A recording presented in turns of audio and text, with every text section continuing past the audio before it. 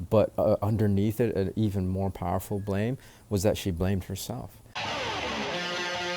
You're listening to Path of the Jedi. with your host, Ronnie Cruz. All right, welcome to Path of the Jedi, the podcast where Star Wars meets personal development. My name is Ronnie Cruz, your host for this bittersweet journey. Bittersweet because it is I didn't even say adventure. It's actually bittersweet adventure. This is an adventure every step of the way, but it's been a journey, a bittersweet adventure because it's been a journey towards peace and tranquility. And so pardon me for that car that just went by. I am recording this at my parents' house, which is about 5 hours from where I live, in the suburbs. And so you guys will actually hear some noises that you're not used to hearing on this show. The occasional dog barking, child or children playing, car driving by as people come home from work, neighbors doing yard work and things like that. I like to record. I could definitely record inside, but I like to record outside because I think for me, the more external stimuli, the better I do, or the better I can better focus. That's basically what I'm trying to say. I can concentrate and focus better when there's more things going on externally, as opposed to sitting in my small room in the corner, or, in my studio situation. Typically, I've had such a hard time, and that's why recording, I think, took as long as it did in my previous setup. But now that I'm just recording on my phone, I can record anywhere. And again, sitting outside with as large and panoramic a view and perspective as I can get, I can really, my brain just focuses better that way. So that's the long-winded explanation to why you might be hearing some background noises. And as to why this is a bittersweet adventure as we journey towards peace and tranquility, well, obviously it's bittersweet because we are going to be discussing the final episode of Obi-Wan Kenobi.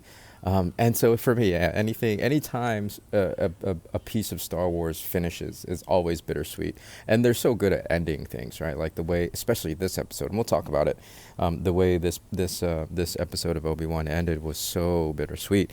And peace and tranquility, because I think, well, for me personally, it has been a process, as you guys know, if you've listened to the past handful of episodes.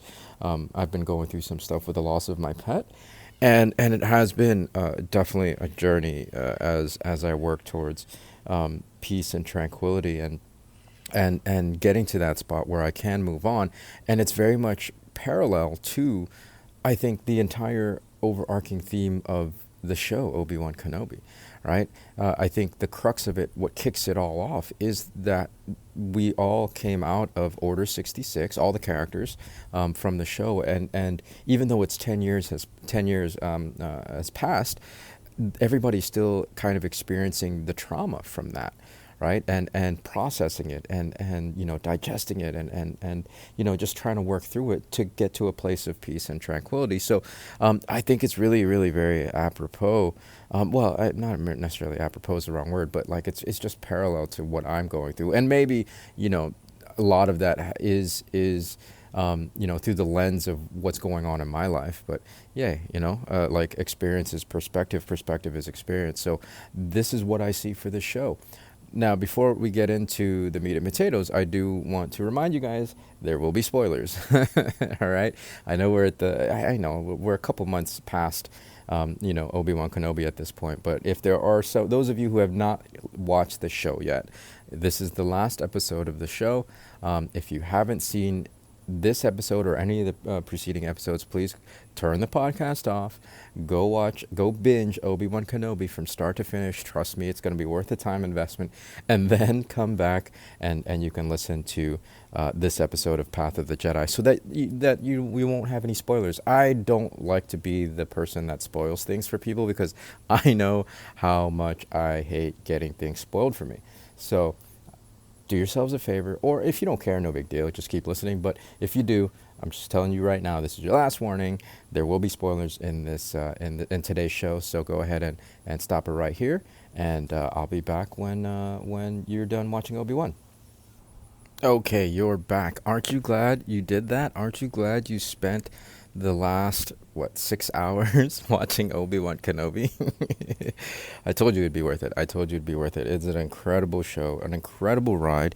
And it again, very much a story about coming to terms with things, right? Coming to terms with trauma, processing trauma, letting go, moving on, right? Right, and it's so prevalent to me in all the characters, the different ways that they've kind of dealt with and processed the experience of Order 66, right? And like, more than anything, for me, it is really the arc of the show is all about moving on to the things that they were holding on to. That's really just at the root of all the conflict, right? Whether it's internal conflict or external conflict, the show, as we see it through the characters and their decisions and their emotional arcs and their actions, really, again, it's about the conflicts are driven from how they've processed the trauma of Order 66. If you look at, let's say, Owen Lars, for example, right? Like, he was kind of on the periphery of it, of Order 66 and everything that happened, but he was actually also, at the same time, directly affected by it, directly involved. I mean, Anakin was his stepbrother, for crying out loud. And so the way I see how that he's processed Order 66 and everything that happened. I mean, now he's Luke's family. He's Luke's caretaker. I mean, for all intents and purposes, him and Veru are Luke's parents, surrogate parents, and all the conflict, all the trauma from Order 66, he's projecting the blame and frustration with all of that and anger at all of that towards Obi-Wan. Right, and you see how he treats Obi-Wan. He doesn't want Obi-Wan to come around. He doesn't want Obi-Wan to go anywhere near Luke or have any influence on Luke. He doesn't even want Obi-Wan to talk to Luke. But by the end of the show, right, in this last episode, part 6, he like, I think, having been exposed to the fact that it wasn't Obi-Wan's fault, right? Like, this whole time, I think, he was unconsciously blaming Obi-Wan for all of the stuff. Again, projecting his anger, his frustration, the blame onto Obi-Wan. But when he saw that there were so many other pieces, in play here, that Obi-Wan wasn't the one to actually blame.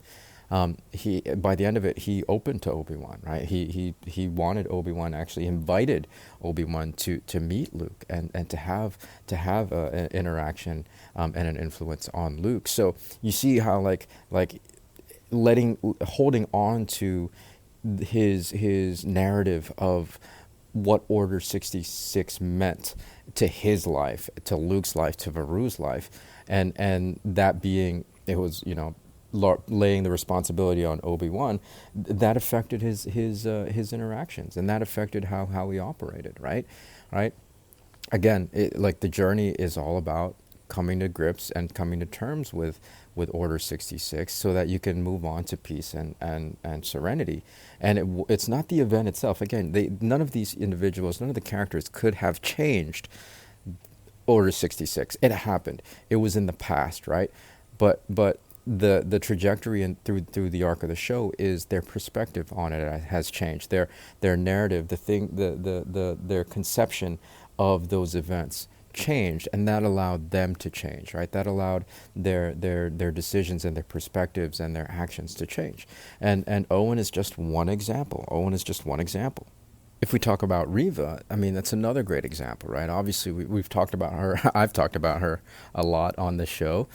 Such an amazing character study and the arc and the depth of emotion and things that she's going through. Just a crazy ride. And just in this one episode, within the last, 5-10 minutes of it, I learned even a deeper layer to Riva, right? Like, the entire time up to now, I'm thinking, okay, yeah, she's angry because her friends, all her family at the Jedi Temple were killed, her fellow younglings, right? She's laying all that anger and that rage at Anakin, right, at Darth Vader, and also places some of it on Obi-Wan for not being there to protect her, right? And so that set her on a course for revenge. Her entire life after that was driven by how she processed that that trauma, and that is, okay, I'm going to get revenge for on Anakin for killing all my friends, for killing all my family.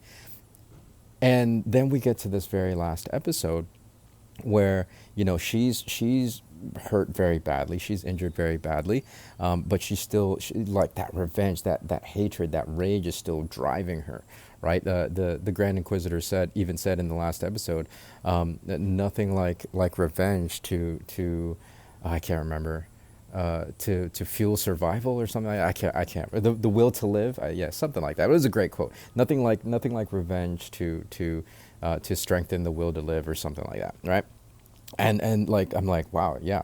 Reva is injured pretty badly, but she's still, this rage, this revenge is still driving her, and that's why she goes after Luke, right? I guess as an extension of Anakin, like Luke being Anakin's son.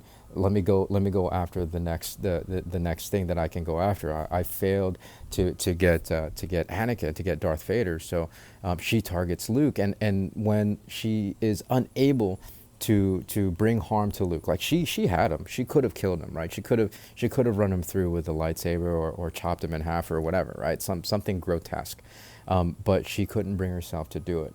She brings Luke back. And in her final interaction with Obi-Wan, it's such a beautiful scene. We see the depth, right? We see the depth to her. I mean, like the rage is the surface level. Underneath it is just this profound grief and sorrow, right? And blame and guilt. Yes, she wanted to enact revenge on Darth Vader because of that.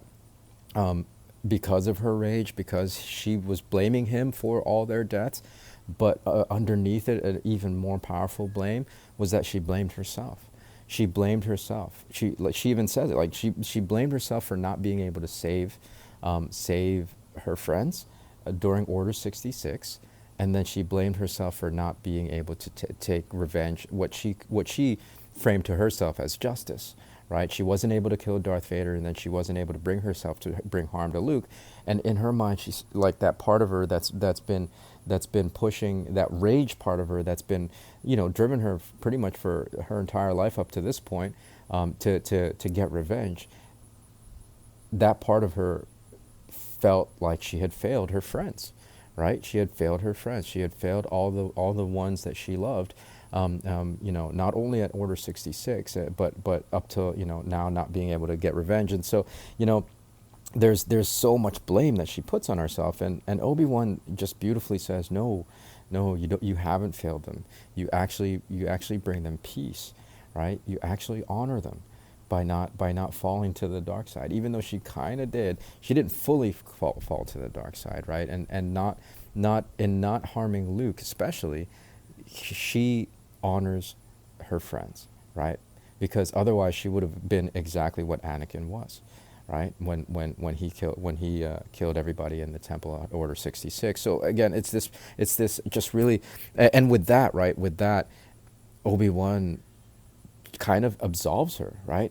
It allows her to kind of, make that step to letting go of this anger, this rage, this grief, this sorrow, this guilt. And she's now able to move on, right? She's now able to move on. And in fact, he says, now you're free. We both are, right? We both are. We don't have to hold on to these things that have been holding us back, these pains, these guilts. Again, all these destructive emotions. We don't have to hold on to these things. And when we let go, we're free. We're free to move on, right?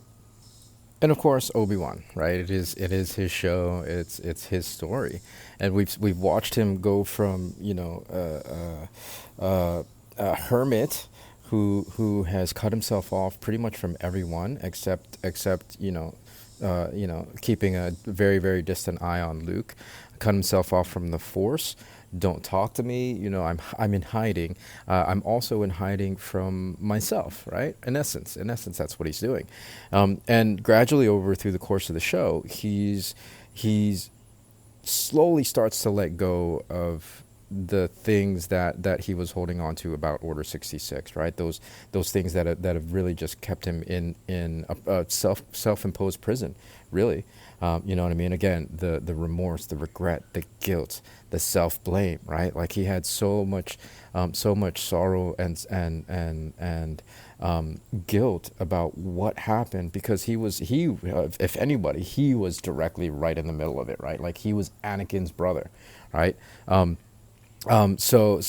you know, he trained Anakin, right? Like, and Anakin became what he became as Darth Vader. So, you know, he was holding on to all of that.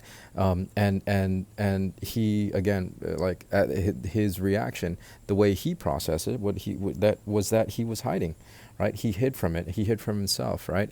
The pain of all that guilt and regret, the remorse, forced him to cut himself off from everyone and everything, including himself, and that those layers start to come.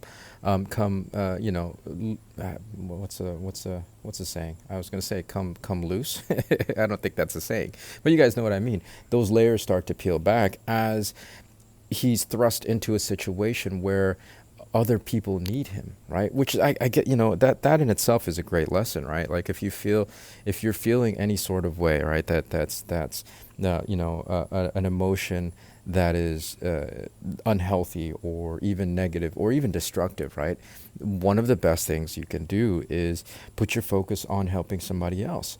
And with this situation, with having to save Leia, that put him on a course of taking his focus off himself, taking his focus off, again, all those emotions, the regret, the remorse, the guilt, away from all of that, the sorrow, right? And focusing on the well-being of this child, and then eventually the well-being of these, you know, the beginnings of this resistance, this rebellion that's starting to form, and, you know, just shifting that focus allowed him to kind of really start to see things as they were, as opposed to the tainted view that he was giving himself, because again of the narrative that he had about Order 66 and his part in that.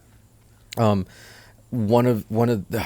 so let me backtrack. Well, not really backtrack, but I gotta take it aside here and say we got to witness in this episode, in my opinion, the single best lightsaber duel ever in the history of Star Wars. And there have been a lot of good ones, guys. Don't get me wrong. I love Star Wars. I love lightsabers. I love Jedis. But easily for me, this is the best lightsaber duel. I mean, it's between Vader and Obi-Wan.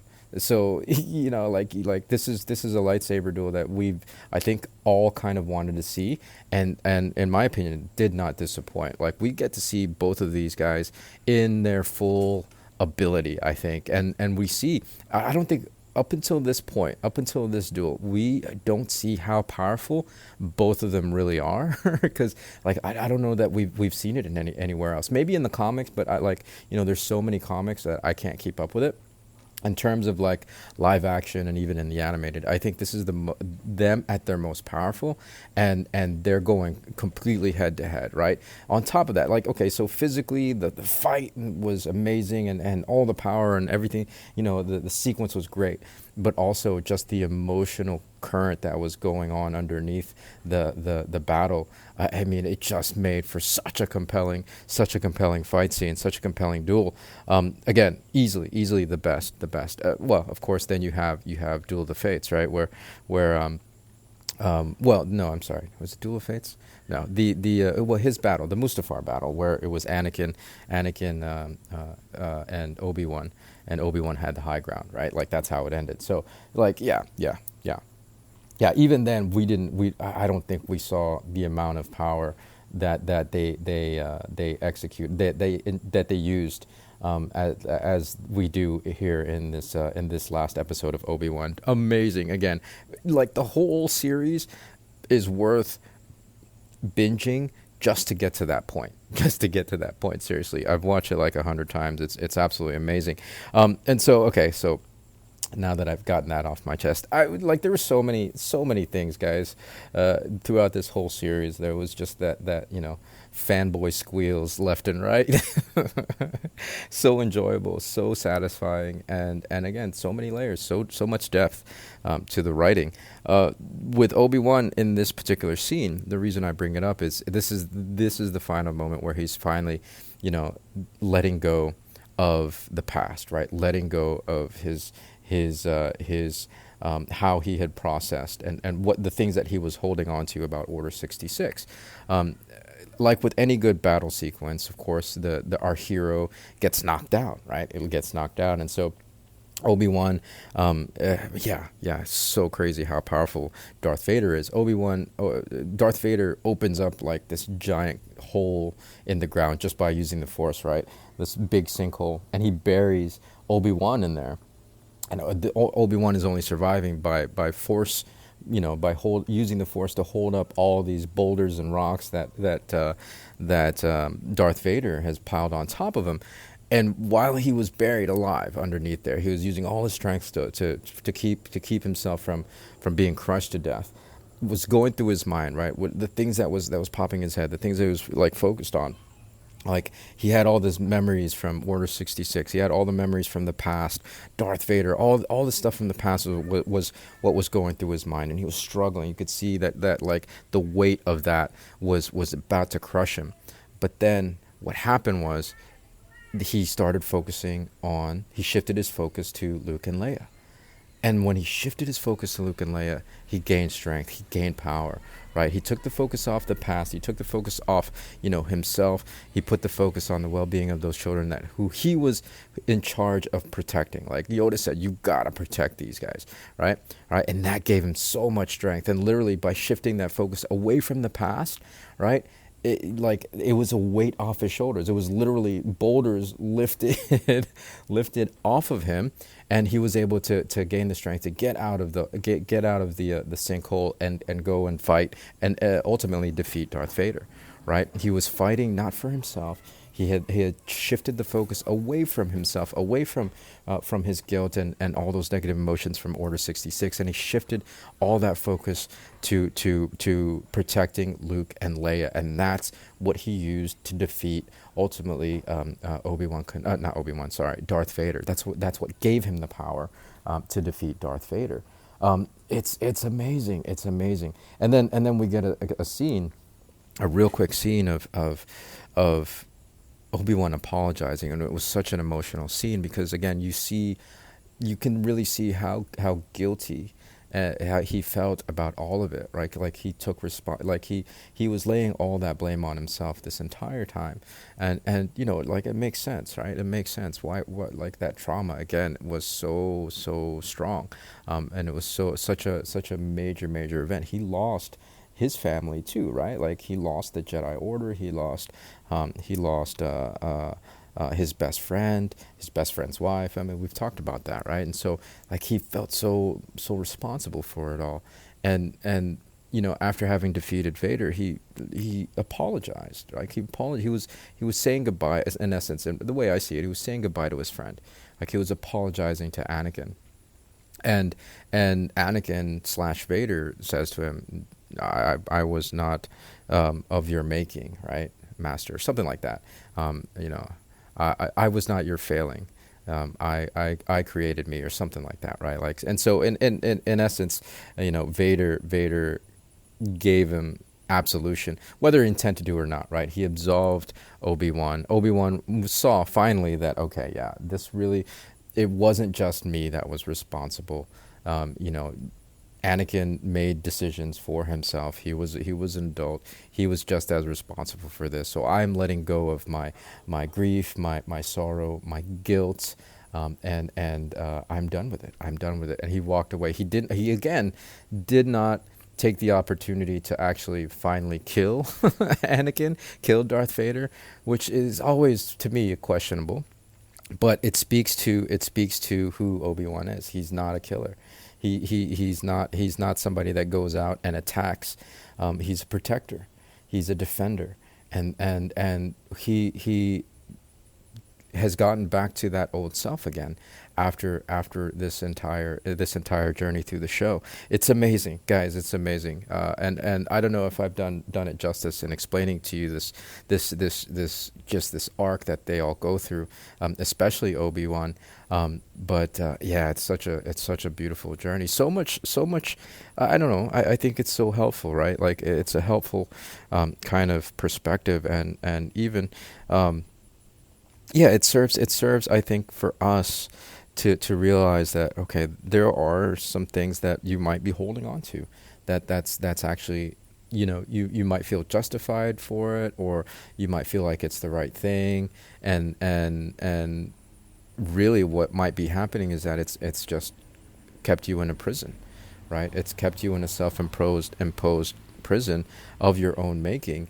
You're hiding from your true self. You're keeping yourself from moving on, right? And I think no matter what the situation is, and regardless of whose fault it is, regardless of who's to blame, we can be responsible for how we move forward, right? For the decisions that we make. Because here's the thing, all right? And I just thought about this, like when you have the characters that we talked about today, but then at the same time you have the resistance fighters. You have an amazing individual like Princess Leia, whose resilience seems just like unfazed, right? Like, yeah, they're like, you see Leia through this entire show go through so much trauma. I mean, she was on the verge of being tortured. Well, she is in essence was, right? It's like she was psychologically tortured, right?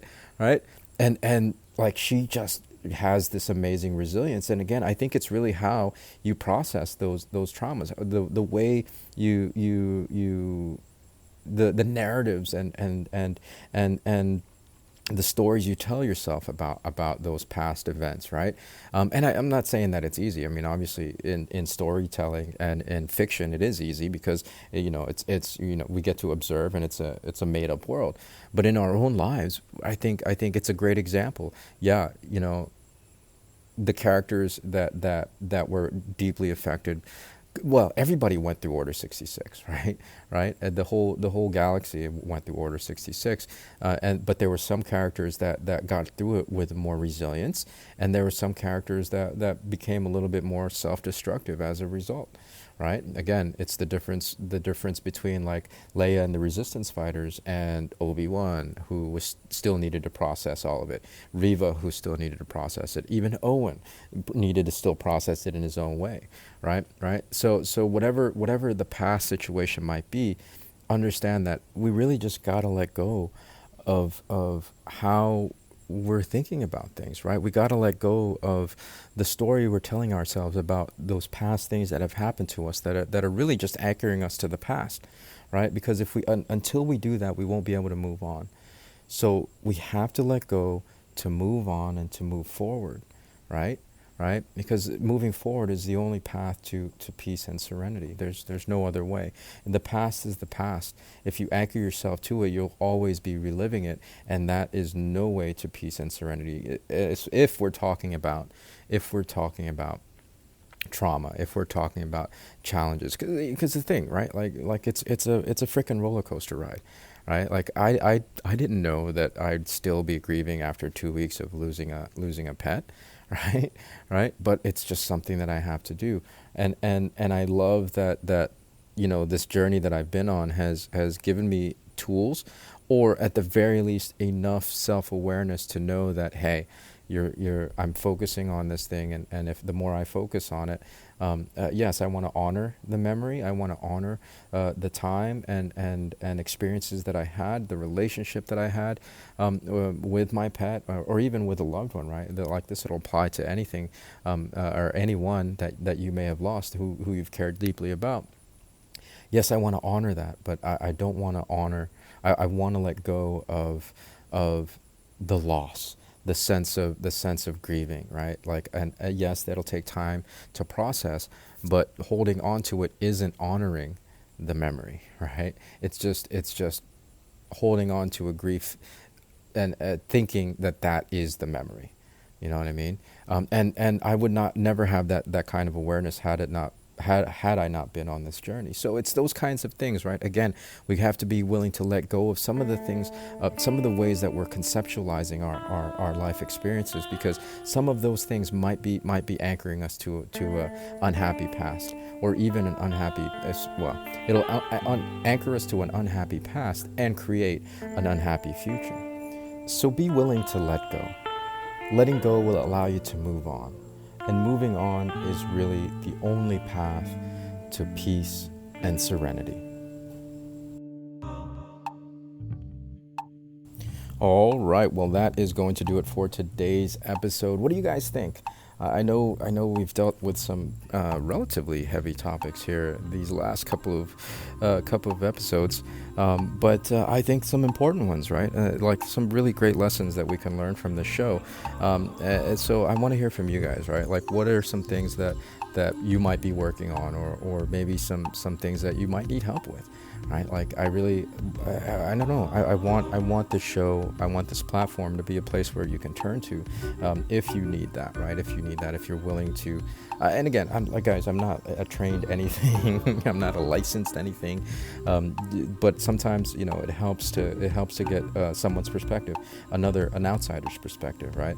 I don't know. I think if we can be that kind of light for each other, the closer we'll be to becoming Jedi, right? And that's ultimately the goal, right? This is the path of the Jedi. So, just right. Let me know what's on your guys' mind, right? You can reach out to us on Twitter and Facebook. It's at POTJ Podcast, and of course we have the email. It's info@pathofthejedi.com. Just leave the title of this episode in the subject heading, or any title of shows past, or any topic that you might want to talk about, or even have me cover on the show. I'd love to do it for you guys. Again, it's info@pathofthejedi.com. And if you want, of course, I encourage you to write me, not write me, but record an MP3, and I'd love to play it on the show, right? I'd love to play it on the show. So again, it's info@pathofthejedi.com. Okay, so now it's time for the shout out. This week's shout out goes to an individual who's actually already gotten a shout out. So this might be a first double. I don't know. Actually, it might be a second double. I don't know. I don't know. I have to go listen back to all our episodes, which, by the way, we're nearing 50 recorded episodes here on the show. 41 or 42 as of regular season Path of the Jedi. So that's pretty awesome in itself. But let me get back to the shout out. So this week's shout out to let me start again. This week's shout out goes to my good friend Chasten Cruchet, who is just such an exceptional individual.